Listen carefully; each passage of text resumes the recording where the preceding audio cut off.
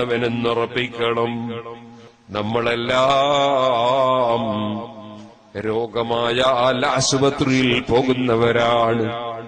അതുപോലെ തന്നെ ചിലപ്പോൾ സയ്യിദന്മാരെ കൊണ്ട് വെള്ളം മന്ത്രിപ്പിക്കുന്നവരാണ്.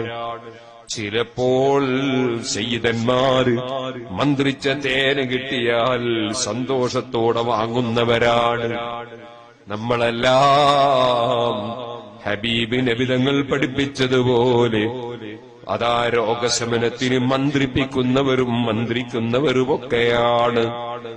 ഇതുപോലെ നമ്മൾ ഭൗതികമായ ഒരുപാട് കാര്യങ്ങൾ കൊണ്ട് ചികിത്സിക്കുന്നത് പോലെ ആത്മീയ വഴിയിലൂടെയും ചികിത്സിക്കാറുണ്ട്. പക്ഷേ ഒരു കാര്യം ഞാൻ ഇവിടെ സൂചിപ്പിക്കട്ടെ, ഈ ആത്മീയ ചികിത്സ എന്ന് പറഞ്ഞിട്ട് അതാ മുതഅല്ലിമീങ്ങളിൽ നിന്ന് നല്ല പണം വാങ്ങിയിട്ട് അത് പഠിപ്പിക്കുക എന്ന നിലക്ക് പ്രവർത്തിക്കുന്ന ചിലർ ഇപ്പോൾ രംഗത്ത് വന്നിട്ടുണ്ട്.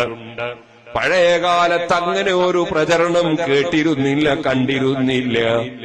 അതാരെങ്കിലും അതിന് പറ്റാവുന്നവർ ചിലപ്പോ പഠിപ്പിക്കലാണ്. ഇപ്പോൾ അതിനൊരു പ്രചണ്ഡമായ പ്രചരണം നടക്കുന്നത് കാണുന്നുണ്ട്.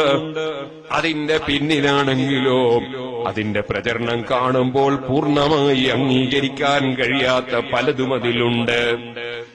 ഇപ്പോൾ ഈ 2 ദിവസം മുമ്പ് ഞാനൊരു പത്രത്തിൽ കണ്ടത്, സ്ത്രീകൾക്ക് ആത്മീയ ചികിത്സ പഠിപ്പിക്കുന്നു, അതിന് ഇത്ര ഫീസ് വേണമെന്നാണ്.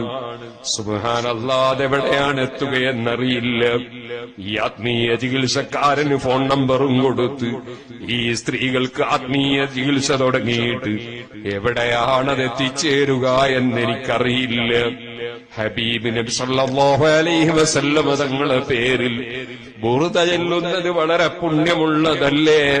ഞാൻ തന്നെ അതിന്റെ പുണ്യം പലപ്പോഴും പ്രസംഗിച്ചതല്ലേ? ഞാൻ എന്റെ കൈക്ക് അസുഖമായിട്ട് 25 ദിവസം ബുർദ ബൈത്ത് അതാ അർത്ഥം പറഞ്ഞ് വിശദീകരിച്ച് പ്രസംഗിച്ചതിന്റെ പേരിൽ എന്റെ റബ്ബന്റെ കൈയിന്റെ വേദന സുഖപ്പെടുത്തിയതല്ലേ? അങ്ങനെയൊക്കെ ആണെങ്കിലും ഞാൻ പറയട്ടെ, ഈ അടുത്ത് എന്നോടൊരാള് വിളിച്ചു പറഞ്ഞു ഒരു ദുഃഖവാർത്ത. ബുർദ ചൊല്ലുന്ന ചെറുപ്പക്കാരായ ചിലർ, അവര് വളരെ നല്ല മോടിയിലും നല്ല അതേ വേഷത്തിലും സൗന്ദര്യത്തിലും സ്റ്റേജിൽ പ്രവേശിച്ചുകൊണ്ട് നല്ല സുന്ദരമായ സൗണ്ടിൽ പാട്ടുപാടല് തുടങ്ങി.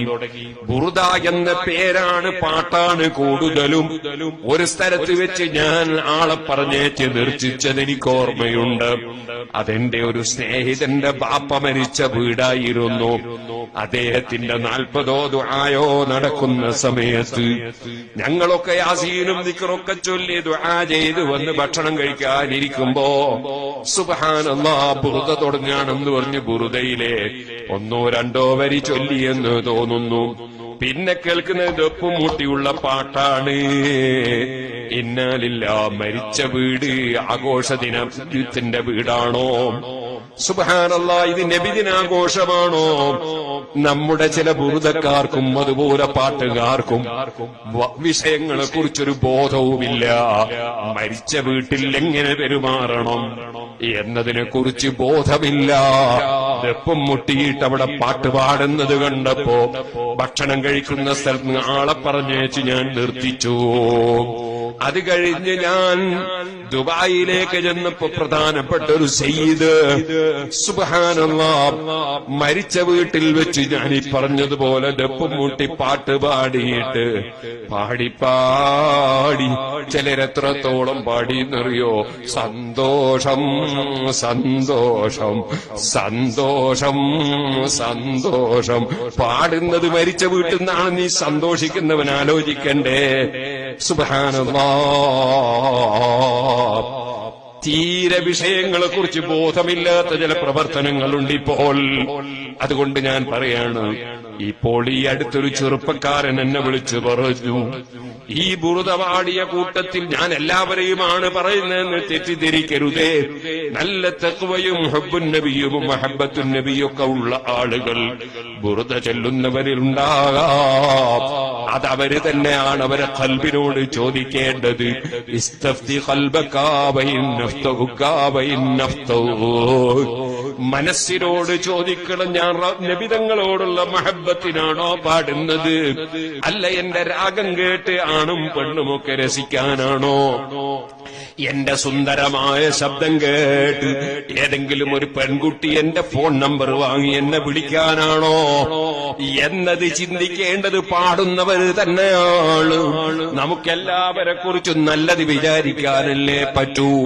പക്ഷേ അറിഞ്ഞു നോക്കിയപ്പോൾ ആ ചെറുപ്പക്കാരൻ പറഞ്ഞു, ഒരു ബുർദക്കാരന്റെ ഫോണ് കയ്യിൽ കിട്ടിയപ്പോ അത് പരിശോധിച്ചപ്പോൾ ദശക്കണക്കിന് പെൺകുട്ടികളെ നമ്പറാണ്, പെൺകുട്ടികളുടെ ചിത്രമാണ്, പെൺകുട്ടികളുമായി പല വൃത്തികേടും ചെയ്ത അനുഭവങ്ങളാണ്.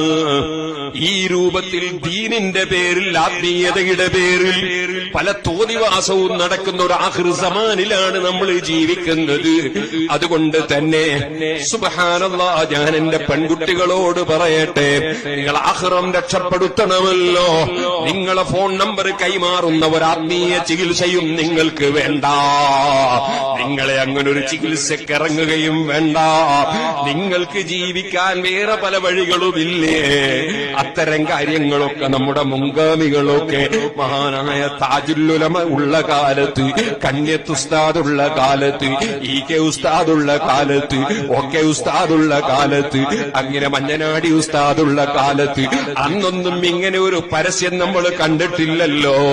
അവരൊരു വെള്ളം മൂതിക്കൊടുത്താൽ തന്നെ ഫലം കാണാറുണ്ടല്ലോ.